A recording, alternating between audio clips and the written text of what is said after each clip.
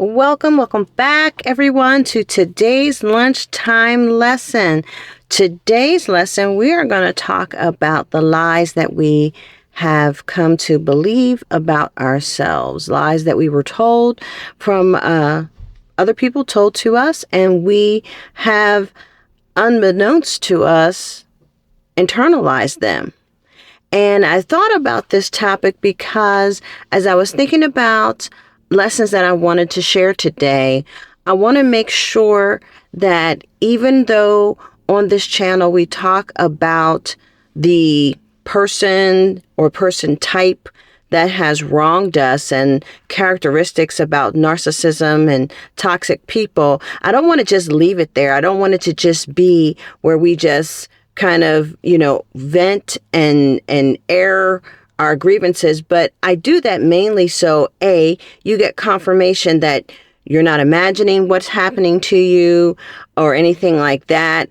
But also, we want to move on to healing. And that's really where we want to put most of our focus, is move on to healing.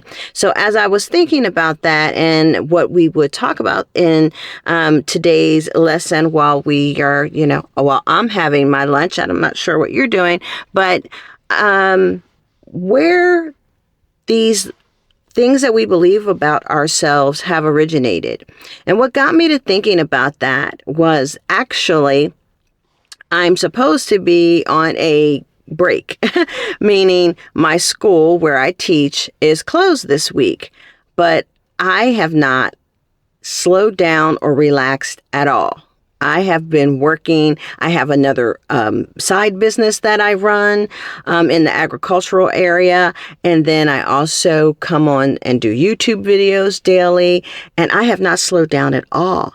And I thought about that I'm supposed to be on break, but I'm still just as busy and, working myself to the bone as I normally would do. And thinking about where that comes from, why I don't feel comfortable slowing down, why I don't feel comfortable taking a break.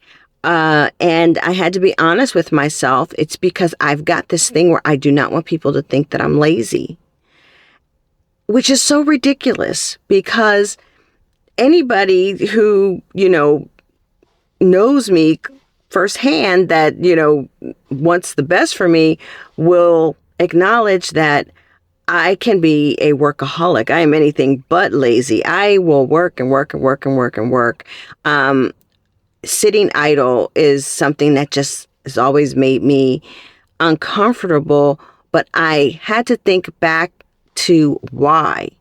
Because what happens is I don't end up taking care of myself in terms of getting the proper sleep or eating the way that I should, because I'm always on the go, because I'm always so busy.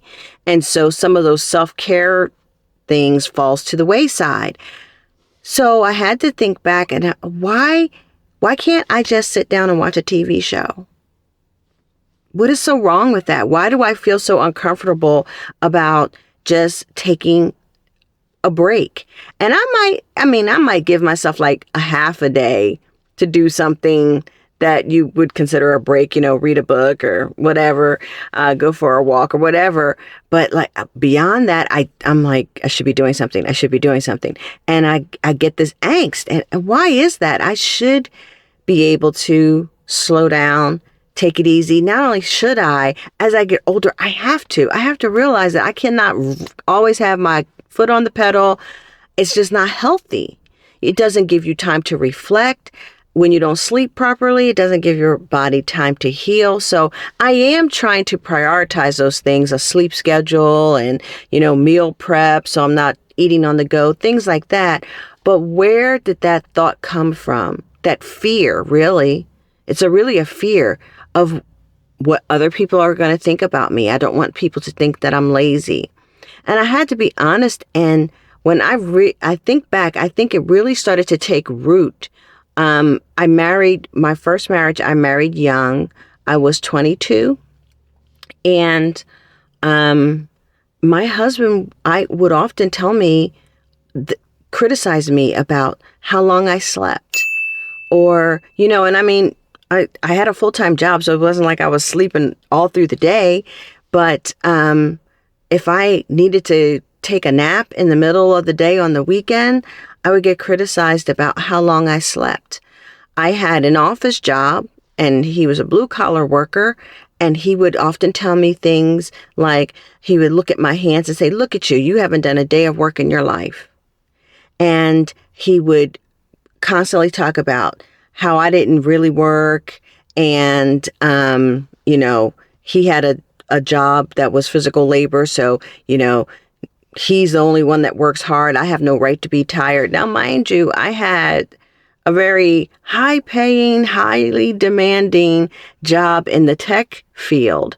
So I used my mind all day, and I would come home mentally drained, but I was still on call with my job. And to him, unless you were doing physical labor, you didn't work. And basically, I was getting paid to do nothing. I would be told that I sat in an air-conditioned office at a desk. That's not work. So things like all of that, for 17 years, that negative talk, I started to internalize it and would be afraid that, people are going to think that I'm lazy. So I've got to work, work, work. People have to always see that I'm busy and that I'm productive. And that is where all of that stemmed from. Very toxic, not validating anything that I did. But the thing is, I did not know enough then. And here I am, 25 years later. And I'm still working through and learning about, hey, that's what I was told, but is that true? Is that really true? And it's like a constant battle for me to not overwork myself and to not be afraid that people are not going to think that I'm not doing enough. So that's my question for you. Are there things that you believe about yourself that you may beat yourself up about? Or maybe you're like me and you're a workaholic, but is it true? And is it healthy? Because again, we want to move towards being healthy and we want to move towards being whole. And I can't be the best version of myself if I'm always sleep deprived. My kids are not going to remember that, yeah, she worked 6 days every week for X number of years. They're going to remember that I wasn't available for the family dinner, or I wasn't available to just hang out and have lunch with them or that's what they're going to remember. And while I'm learning that I've got to rein this in now in my 50s, I've lost a lot of time. So I ask you to do reflection, think about areas in your life where you have some negative self-talk. You've internalized some beliefs that are not true that you need to readdress and that you need to change. And I encourage you to do that and really give that some thought and come up with a couple of action items, just 2 or 3, don't make it overwhelming, that you can begin to do to change that perception of yourself. And again, you're doing this for you so that you can become a better version of yourself, healthier and healed as you move forward. We don't want to take that toxicity from our past into our future.